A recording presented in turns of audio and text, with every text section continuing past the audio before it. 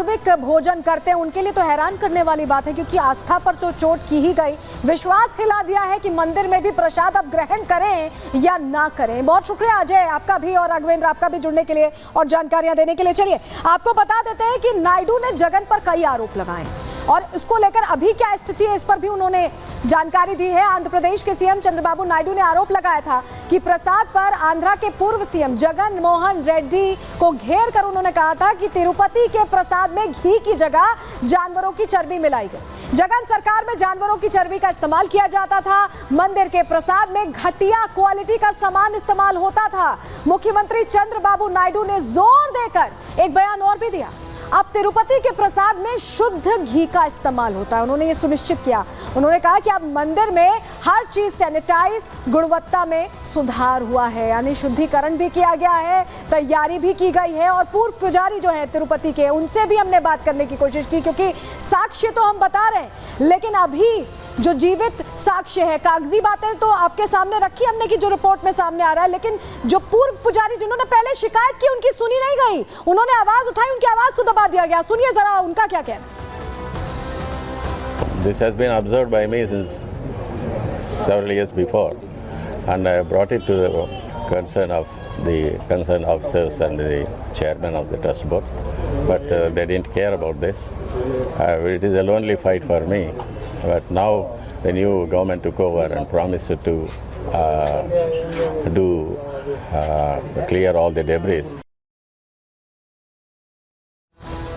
तो पवित्रता सिर्फ तिरुपति की खंडित नहीं हुई, बल्कि जहां जहां ये प्रसाद गया उन जगहों की पवित्रता खंडित हुई है। देखिए 22 जनवरी को रामलला की प्राण प्रतिष्ठा हुई। किस तरह का उत्सव था अयोध्या में आपको याद होगा। लेकिन तिरुमला तिरुपति देवस्थानम ने भी उस वक्त लड्डू भेजे थे। जी हाँ, भक्तों में बांटने के लिए 1 लाख लड्डू तब भेजे गए थे। टीटीडी के तब के अधिकारी एवी धर्मा रेड्डी, जिनकी हमने आपको जानकारी दी थी कि वो उस दौरान संभाल रहे थे, उन्होंने ये लड्डू भिजवाए। प्राण प्रतिष्ठा से एक दिन पहले ये लड्डू पहुंचे थे। यानी ये अशुद्ध लड्डू सिर्फ आंध्र प्रदेश तक सीमित नहीं रहे, अलग अलग जगहों पर पहुंचे और सैकड़ों वीवीआईपी, हजारों भक्तों में बालाजी का प्रसाद बांटा गया। उस वक्त किसी को पता नहीं था कि शुद्धता के साथ यह समझौता किया गया है। उस वक्त आंध्र प्रदेश में जगन मोहन रेड्डी की सरकार थी जिन पर यह आरोप लगे हैं, और टीटीडी पर जगन सरकार का ही पूरा होल्ड था, उनकी पूरी पकड़ थी। देखिए किस तरह से ये लड्डू आंध्र प्रदेश से अयोध्या पहुंच गए। रामलला जहां विराजमान हुए वहां पर ये लड्डू पहुंचाए गए और सोचिए वहां की शुद्धता को भी खंडित कर दिया गया।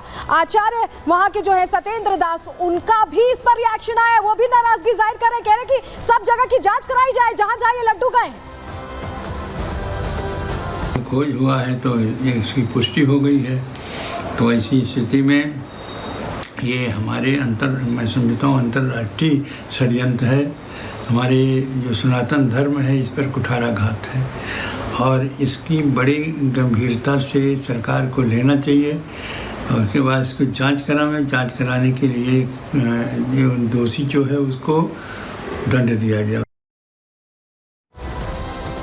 तो सिर्फ आंध्र प्रदेश नहीं बल्कि अलग अलग जगहों पर जहां जहां बालाजी का मंदिर है, ये लड्डू वहां प्रसाद के तौर पर भेजे जाते हैं। कहां कहां भेजे जाते हैं जानकारी आपके सामने हम जल्दी से रख दे रहे हैं, आपके लिए जानना बहुत जरूरी है। कि देखिए सबसे पहले जम्मू जाता है, वहां पर भी बालाजी का मंदिर है, वहां ये लड्डू प्रसाद के तौर पर दिया जाता है। नई दिल्ली में भी तिरुपति जी का मंदिर है, वहां पर भी ये प्रसाद दिया जाता है। इसके अलावा और कहां कुरुक्षेत्र में भी बालाजी का मंदिर है, क्योंकि तिरुपति तिरुमला देवस्थानम जहां जहां मंदिर है वो प्रसाद वहीं से आता है, टीटीडी से आता है। महाराष्ट्र में भी मंदिर है बालाजी का, वहां पर भी ये प्रसाद भेजा जाता है। इसके अलावा उड़ीसा है, लिस्ट देखिए लंबी है, तेलंगाना है, तमिलनाडु है, कर्नाटक है। इन तमाम जगहों पर आंध्र प्रदेश से ही वो प्रसादम भेजा जाता है जो लोग ग्रहण करते हैं। लेकिन ये अशुद्ध प्रसाद कहां कहां भेजा जा रहा था, ये जानकारी हमने आपके सामने रख दी है। भारत में अलग अलग जगहों पर ये मंदिर है और आपको ये भी बताएं कि जो ज्योतिर्लिंग है, जो मठ है, जैसे कहा जाता है कि प्रचार धर्म का और किया जाए, सनातन को अलग अलग जगह पहुंचाया जाए, उसी मंशा के साथ ये प्रसाद भेजा जाता था। लेकिन इसमें जो ठेकेदार है बीच में, उन्होंने घपला किया, घोटाला किया और लोगों की आस्था के साथ खिलवाड़ किया, जिसके बाद ये जो धर्म का प्रचार है ये इस तरह से अधर्म में तब्दील हो गया, हम आपको बता रहे हैं। लेकिन देखिए हिंदू धर्म में प्रसाद को परमेश्वर माना जाता है, उसका दर्जा दिया गया है। प्रसाद का मतलब होता है कि परमात्मा के साक्षात दर्शन। लेकिन ये हैरान करने वाली बात है कि इस मामले में तो प्रसाद में ही मिलावट हो रही थी और लोगों के साथ इतना बड़ा विश्वासघात हो रहा था कि बहुत सारे लोग तो इस पर यकीन भी नहीं करेंगे। लेकिन जिस तरह से प्रसाद की लैब टेस्ट रिपोर्ट आई है वो इशारा प्रसाद में जानवरों की चर्बी की तरफ ही कर रही है। 2-2 बार क्रॉस चेक हुआ है। ये सुनते हैं इस पर श्रद्धालुओं का क्या कहना है। रणनीति है, किसी ने ऐसे कुछ फैलाया होगा, कुछ ना कुछ इसके मकसद। रिपोर्ट आए हैं कि भाई चर्बी मिला हुआ है तो वो हाँ बिल्कुल बहुत ख़राब है हिंदू धर्म के लिए। हिंदू धर्म हमेशा से मांसाहारी नहीं रहा है और भगवान को चढ़ाने वाला लड्डू है तो ये बहुत गलत बात है। हिंदुओं के साथ एक खिलवाड़ किसी सोची समझी रणनीति का हिसाब हो सकता है। कूटनीतिक कोई गैर हिंदू लोग हैं, चाहे मुस्लिम हो, ईसाई हो, कोई भी हो, या अपने हिंदू में भी ऐसी शरारती कोई तत्व हो, उनका भी हो सकता है। लेकिन इसका खुलासा भी हो जाएगा और दूध का दूध पानी में हो जाएगा। जो मिलाते हैं, जो करते हैं काम, उनके लिए गलत है। खिलवाड़ वही लोग करते हैं जो अंदर के लोग होते हैं और वो इसलिए करते हैं कि शायद वो असली चीज को बचाने के लिए। जगमोहन रेड्डी ने जो निकृष्ट कार्य किया है, हिंदू धर्म को भ्रष्ट करने का कार्य किया है। भगवान का जो प्रसाद होता है उसको पान करके व्यक्ति अपने आप को जो भक्त रहता है वो सौभाग्यशाली समझता है। उसमें गाय का बीफ और उसमें जो है हड्डियों का चूरा, साथ में उसमें मछली का तेल, इससे निर्माण किया गया। जगमोहन रेड्डी ने जो काम किया है वो उसके खिलाफ राष्ट्रीय सुरक्षा अधिनियम कहते हैं तरासुका की कार्रवाई होनी चाहिए और उसे जेल में डालना चाहिए। हमारे हिंदू धर्मावलंबी को भी भ्रष्ट करने का काम किया उसने। तो जिस प्रसाद को लेकर विवाद छिड़ा हुआ है, चलिए उसका इतिहास भी आपको बता देते हैं। देखिए, तिरुपति बालाजी मंदिर का प्रसाद देश भर में मशहूर है। लोग मंगवाते हैं प्रसाद ग्रहण करने के लिए खास तौर पर, और इसको बनाया जाता है। इसकी क्वांटिटी लाखों में होती है। रोज ये चढ़ता है, 3 टाइम प्रभु के चरणों में से चढ़ाया जाता है और ये देश भर में मशहूर है। हमें जल्दी से प्लेट बदलेंगे, अगली प्लेट रखेंगे दर्शकों के सामने। अगली जानकारी रख देते हैं जल्दी से। प्रसाद के तौर पर तिरुपति मंदिर में लड्डू ही दिया जाता है। ये लड्डू चढ़ाया हुआ होता है, वो दिया जाता है। माना जाता है कि इस प्रसाद के बिना दर्शन भी पूरे नहीं होते और मंदिर में अलग अलग तरीकों से प्रसाद बनाया जाता है। ऐसी ही रसोई है जिसमें प्रसाद बनाया जाता है और पूरी शुद्धता के साथ लड्डू के प्रसाद का निर्माण किया जाता है। लड्डू पोटू एक रसोई घर है जो अगर आप गए होंगे तिरुपति तो आप देख भी सकते हैं, जहां लड्डू तैयार होता है। लड्डू पोटू बोलते हैं उस जगह को, उस रसोई घर को। लड्डू पोटू में रोजाना 8 लाख लड्डू तैयार किए जाते हैं। इसकी क्षमता है, श्रद्धालुओं के लिए तैयार किए जाते हैं। प्रसाद बनाना रोजाना मंदिर में 620 कर्मचारियों का काम है। 620 कर्मचारी इसमें लगे रहते हैं। पहले प्रसाद बनाने के लिए लकड़ी का इस्तेमाल होता था, लेकिन समय के साथ तब्दीली आई। साल 1984 के बाद एलपीजी गैस का इस्तेमाल किया जाने लगा। 1984 के बाद तिरुपति में मंदिर प्रसाद की परंपरा 200 साल पुरानी। आप सोचिए कितनी प्राचीन परंपरा को छेड़ा गया है यहाँ पर।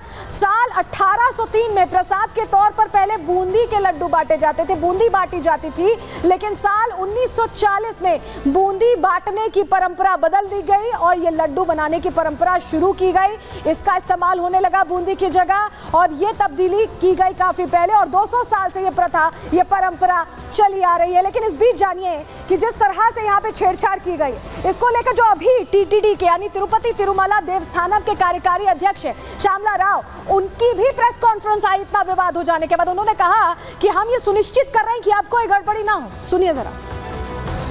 There are various reasons why the quality of ghee is not up to the mark. One is that we don't have any internal lab to test adulteration in the ghee, and also there is no system of testing the quality of ghee for adulteration in outside labs also. There is no system. The rates quoted by the tenderers for whatever reasons is unviable. The rates are so low that everyone can say, not necessarily an expert, anyone will say that it is you cannot get ghee, pure cow ghee, which is offered to Swami at this rate, 320 rupees per kg. So we need to have at least something around 500 maybe to get a pure cow ghee. So that is these are the reasons why we have pure quality of ghee. So we started working on that, and then we warned all the suppliers. We told them that if you are supplying any substandard ghee, we will blacklist you. We will test the samples in outside NABL accredited labs and we will blacklist you.